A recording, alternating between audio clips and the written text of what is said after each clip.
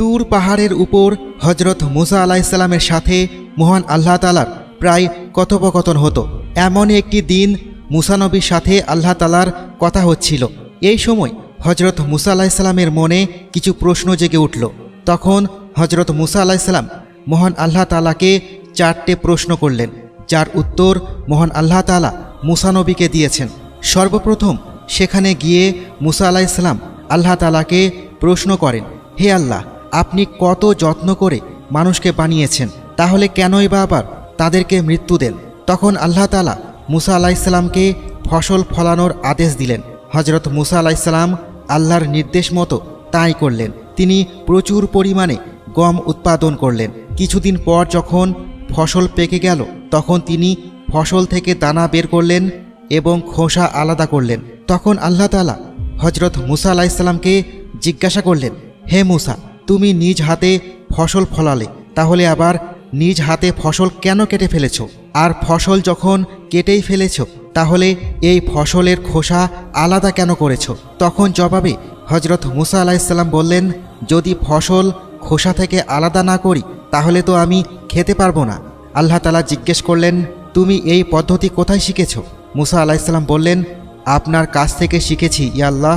আল্লাহ তাআলা বললেন, আমি তোমাদের যা শিখিয়েছি তা নিজে কেন ব্যবহার করব না? আমি মানুষ সৃষ্টি করেছি এবং মৃত্যু দিই, যাতে আমি বুঝতে পারি যে কার রূহ কেমন। এমন কথা শুনে হজরত মুসা আলাইহিসসালাম বললেন, রূহ কি সবার এক হয় না? মহান আল্লাহ তাআলা বললেন, পৃথিবীতে 2 ধরনের রূহ হয়, কারো রূহ পবিত্র, আবার কেউ বা নিজ রূহকে কুলসিত করে ফেলেছে। আর মৃত্যুর পর আমি এই রূহ দেখেই জান্নাত জাহান্নাম নির্ধারণ করব। তুমি যেমন গম থেকে খোসা আলাদা করো, আমি তেমনি অপবিত্র থেকে পবিত্র রূহ আলাদা করে ফেলি। তুমি যেমন নির্ধারিত সময় পরে ফসল উত্তোলন করো, আমিও ঠিক তেমনি নির্ধারিত সময়ের পর রূহ থেকে দেহ আলাদা করে ফেলি। মৃত্যু তোমাদের কাছে কষ্টের কারণ হলেও এটি ন্যায়পরায়ণ আদম সন্তানের জন্য পুরস্কার পাবার একমাত্র মাধ্যম, আর নেককার ও বদকার লোকেদের প্রতিদান দেওয়ার জন্য একমাত্র মাধ্যম।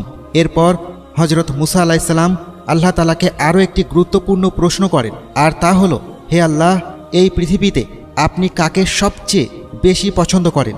মহান আল্লাহ রাব্বুল আলামিন বললেন, আমি সেই ব্যক্তিকে সব থেকে বেশি পছন্দ করি যার হাতে ক্ষমতা থাকা সত্ত্বেও সে তার ক্ষমতাকে ব্যবহার করে না, সাথে সাথে প্রতিশোধ নেয় না এবং ধৈর্য ধারণ করে। কেননা এই একই গুণগুলো আমার মধ্যে রয়েছে। তোমরা যত পাপ করো, আমি যদি সাথে সাথে তার প্রতিশোধ নিতাম, তাহলে সারা পৃথিবীতে কোনো মানব সম্প্রদায় বেঁচে থাকবে না। তেমনি করে পৃথিবীতে এমন অনেক প্রভাবশালী ব্যক্তি আছে যারা সাথে সাথে প্রতিশোধ না নিয়ে অপেক্ষা করে। আমি পৃথিবীর বুকে সেই ব্যক্তিদের সব থেকে বেশি ভালোবাসি। হজরত মুসা আলাইহিসসালাম আরও জানতে চাইলেন, হে আল্লাহ, এই পৃথিবীতে সব থেকে জ্ঞানী ব্যক্তিকে?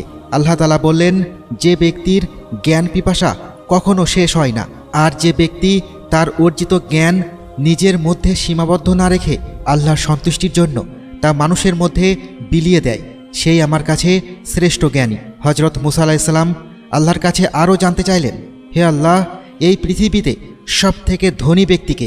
আল্লাহ তাআলা বললেন, এই পৃথিবীতে সেই ব্যক্তি সব থেকে ধনী যার নিজের কাছে যতটুকু আছে তা নিয়ে সন্তুষ্ট থাকে, অর্থাৎ আরও চাই করে হাই হতাশ না করে যতটুকু আছে ততটুকু নিয়ে আল্লাহর দরবারে সন্তুষ্টি কামনা করে।